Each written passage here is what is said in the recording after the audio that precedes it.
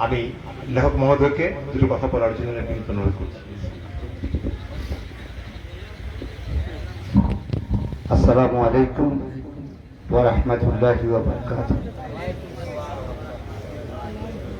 সম্মানিত প্রধান অতিথি বিচারপতি সৈয়দ মোহাম্মদ গুলাম দস্তগীর হোসেন সাহেব, শ্রম আপিল ট্রাইব্যুনাল বিশেষ অতিথি প্রিয় ডক্টর কাউসার মোস্তফা স্যার এবং উপস্থিত আরো যারা আছেন, বিভিন্ন হাভেলি থেকে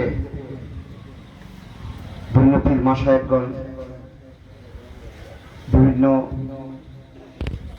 এলাকা থেকে আগত আমাদের দরবারি ভাই বোন যারা আছেন, আমি সবাইকে আমার অন্তরের অন্তঃস্থল থেকে আমি ধন্যবাদ জানাচ্ছি। তো কারণ আমার পক্ষে আজকে এই মুহূর্তটি শুধুই আনন্দের না, এটি এক অন্তর্জাগতিক প্রাপ্তি।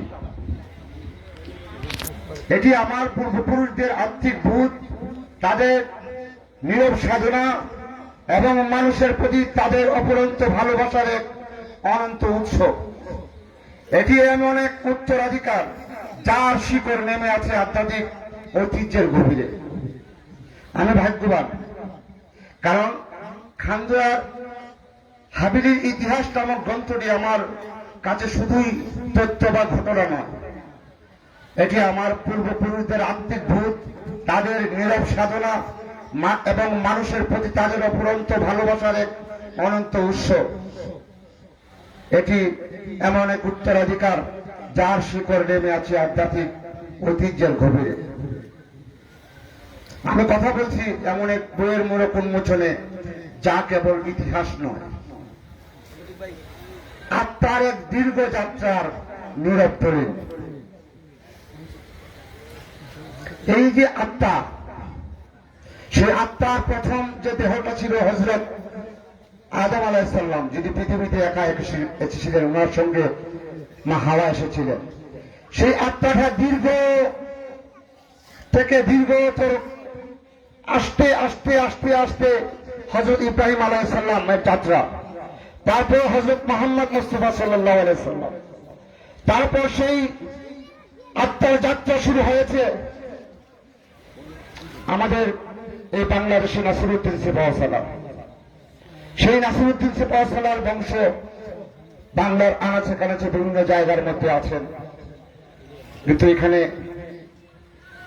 একজন এসেছিলেন, তিনি সৈয়দ সালেহ মোহাম্মদ। এক আত্মা, একটি দেহ, সেই দেহ থেকে সেই আত্মার বংশধর আমরা 380 জন উনার বংশধরের মধ্যে যারা চলে গেছেন, আমি আমার হিসাব মতে 380 জন পেয়েছি। আমি এই বই লেখার মূল কারণটা হলো আদম আলাইহিস সালাম এক ছিলেন, উনার লক্ষ্য, উনার বংশধর আজকে 750 কোটি।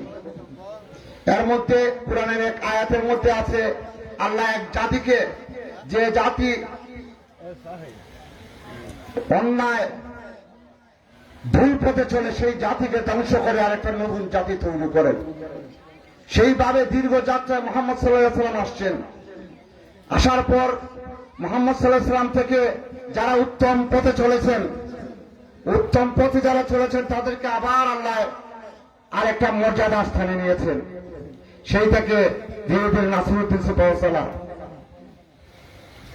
আমার এই নাসিরউদ্দিন সিপাহসালার বংশধরের সৈয়দ নাসিরউদ্দিন সিপাহসালার বংশধরের এই সৈয়দ সালেহ মোহাম্মদ, উনি দুনিয়ার প্রতি এত নির্লোভ ছিলেন।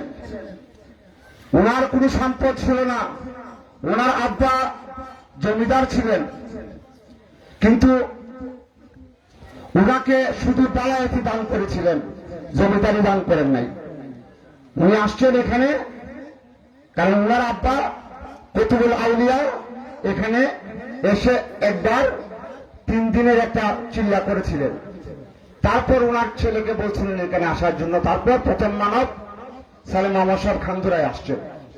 যাই হোক, যে কথাটা বলতেছি, আমার ইচ্ছা ছিল আমি ঘরের মধ্যে বসে ওনার মতোই আমি তসবিহ করব, আর দুনিয়ার কোনো কাজকর্ম করব না। কিন্তু আজকে যে মহান অতিথি আমাদের এখানে আসছেন, উনি আর্থিক উন্নতি প্রাপ্ত, ওনার কথা থেকে বোঝা গেছে এবং দুনিয়ারও উনি একজন উচ্চ আসীনের বিচারপতিতে আছেন। কিন্তু আমাদের বংশের পরবর্তী প্রজন্মের কাছে আমার আবেদন থাকবে, আল্লাহ রাব্বুল আলামিন যদি তাদেরকে সেই সুযোগ দেন, আমার বংশধররা পরবর্তী প্রজন্মরা যদি আল্লাহ তাদেরকে দেন। এবং আমি এই জন্য বলছি, ইতিহাস সাক্ষী দেয় ভালো মানুষগুলো যদি এই গদির মধ্যে না থাকে আর খারাপ মানুষগুলো যদি বিভিন্ন স্থানে পদের মধ্যে থাকে, তাহলে সমাজ নষ্ট হয়ে যায়, সমাজ ধ্বংস হয়ে যায়। তাই আর্থিক উন্নতিপ্রাপ্ত মানুষগুলো যদি তারা একটা আসনের মধ্যে, দুনিয়াবি কোনো শাসনের মধ্যে থাকে, তাহলে দেশ চলবে সুন্দরভাবে, শান্তিপূর্ণভাবে। আমি আজকে এই কথাটাই বলতে চাই। আমার বড় ভাই এটা সভাপতি আমাকে ছোটবেলা থেকে লালন পালন করেছে। আর আজকে বই লেখার মূল উদ্দেশ্য যে আমি সার্থকতা পেয়েছি এবং আমি চেষ্টা করেছি, যার মাধ্যমে আমার মুর্শিদ ডাক্তার সৈয়দ হুমায়ুন বক এবং আমার মেজ ভাই যিনি ইটালিতে আছেন সৈয়দ মাহমুদ শাহীন, ওনারা ছোটবেলা থেকে লেখার অভ্যাস ছিল, সেই ধারাবাহিকতায় আমি চেষ্টা করছি। আজকে আমার লেখা আগে মহাকালে আনাপাক পাঞ্জাতন, চিস্তিয়ার কিস্তি, এবং আজকে এই যে বইটা লিখলাম খানজোড়ার ইতিহাস। আমি আজকে যে প্রধান অতিথি আসছেন এবং বিশেষ অতিথি, তাদেরও বাহ্যিকভাবে তাদের নামে আমি উৎসর্গ করছি এবং তাদের যাদের নিয়ে লিখছি তাদের উসিলায় দেন আল্লাহ আমার জীবনের গুনাহ খাতা মাফ করে দেন। আসসালামু আলাইকুম ওয়া রাহমাতুল্লাহি ওয়া বারাকাতুহু।